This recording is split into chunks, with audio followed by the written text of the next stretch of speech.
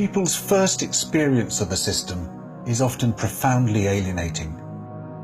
This isn't the fault of their teachers, but of the system itself, which assesses us for a particular kind of intelligence. We pass or fail on ridiculously narrow criteria. I was lucky at school because I had the kind of intelligence they were looking for: linear, analytical, hyperlexic.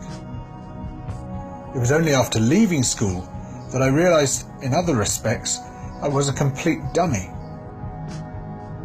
I stumble over cognitive tasks that other people can perform in their sleep. I have a close friend who I see as a genius. He can listen to an engine, even on the phone, and tell you the problem is a particular bearing. He has a remarkable spatial navigational intelligence, and even professional mechanics wonder how on earth he can do it. But he was deemed a total failure at school. He was confronted with tests that didn't fit the way his mind worked. I expect you've come across plenty of people like this. People you know are bright, but they're bright in the wrong way. They're bright in the way that isn't being assessed. The truth is that there are lots of different intelligences, and we shouldn't be surprised.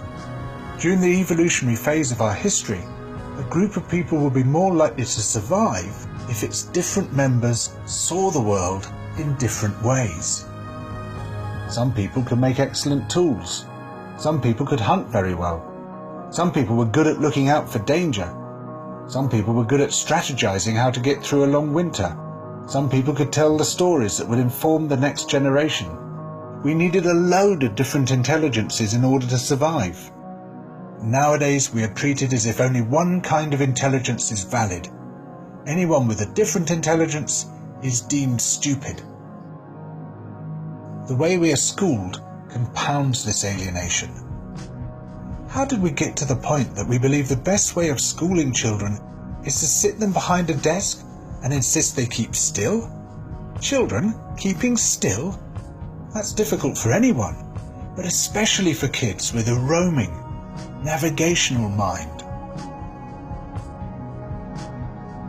I've done some volunteering with an adventure learning charity, and the first time I took a group of these children out, we were rock pooling on the shore. Most of the kids had never seen the sea before, never visited the countryside before. And there was one kid who just stood out. He was brilliant.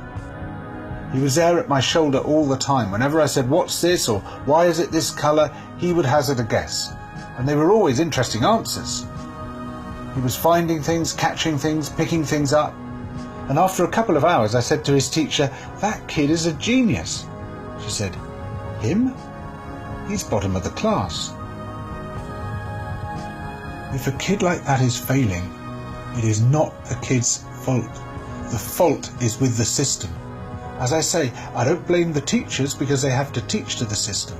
Plenty of teachers desperately want to do creative things with their children, to discover their different intelligences, but they are forbidden to do so. If an intelligent child fails a test designed to assess a different kind of intelligence, they become alienated, not just from school, but from the system as a whole. The danger is that they then become alienated from public life, alienated from society, eventually alienated from themselves.